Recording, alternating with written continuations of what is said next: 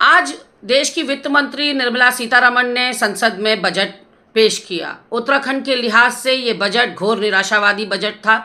उत्तराखंड टकटकी लगाकर देख रहा था कि ग्रीन बोनस मिलेगा, विशेष राज्य का दर्जा मिलेगा या औद्योगिक पैकेज मिलेगा या कोई शोध संस्थान मिलेगा, क्योंकि भौगोलिक विषमताओं वाले हमारे प्रदेश में हमारा आपदाओं के साथ चोली दामन का साथ है। नरेंद्र मोदी जो प्रधानमंत्री हैं वो बार बार कभी कहते हैं केदार बाबा ने बुलाया है, गंगा मैया ने बुलाया है, कभी कहते हैं उत्तराखंड से मेरा बहुत पुराना नाता है। तो इस लिहाज से उत्तराखंड और भी ज़्यादा अपेक्षाएं और आकांक्षाएं नरेंद्र मोदी जी से लगा बैठा, लेकिन उत्तराखंड की झोली एक बार फिर खाली रही। उत्तराखंड जामरानी बांध की तरह सौंग नदी पर भी एक केंद्र से राशि की चाहत रखता था। वो यहाँ पर क्योंकि इतना दरकते हैं हमारे पहाड़ और भूधसाव होता है, तो उसके लिए शोध संस्थान राष्ट्रीय स्तर का उसकी दरकार रखता था। आप देखिए कि हर सरकार में SC/ST कंपोनेंट में बजट रखा जाता था, इस बार वो नदारद रहा। महंगाई और बेरोजगारी सुरसा का रूप इस देश के अंदर ले चुके हैं। महंगाई कम कैसे होगी, बेरोजगारी कम कैसे होगी, इसका कोई रोड मैप नहीं रखा गया।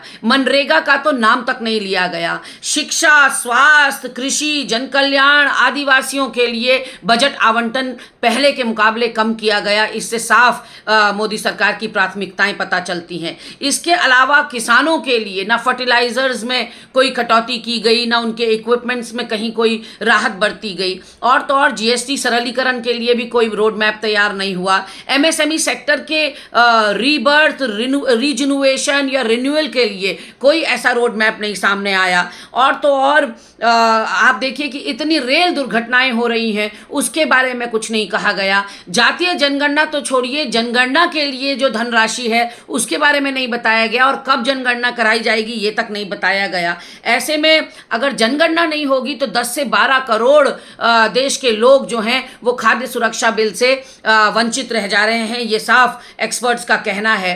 कट कॉपी पेस्ट योजना इसलिए है क्योंकि न्याय पत्र में जो कांग्रेस पार्टी ने कहा था कि हर युवा को ग्रेजुएशन के बाद अप्रेंटिसशिप दी जाएगी, इन्होंने उसका नाम इंटर्नशिप कर दिया, यानी कि हमारे न्याय पत्र से उठाकर इन्होंने योजना को अपना बना लिया है। मोदी जी ने साफ कर दिया कि पुरानी पेंशन लागू नहीं होगी, और एक्सपर्ट्स का यह भी कहना है कि 80 लाख नौकरी हर साल देनी होगी, तब कहीं जाके GDP जो है 7% पर बढ़ेगी। वो युवा जो टकटकी बांध कर 2 करोड़ नौकरी सालाना का इंतजार कर रहा है वो अब 80 लाख में आ गया है। तो आप सोचिए कि मोदी सरकार का क्या हाल रहा होगा।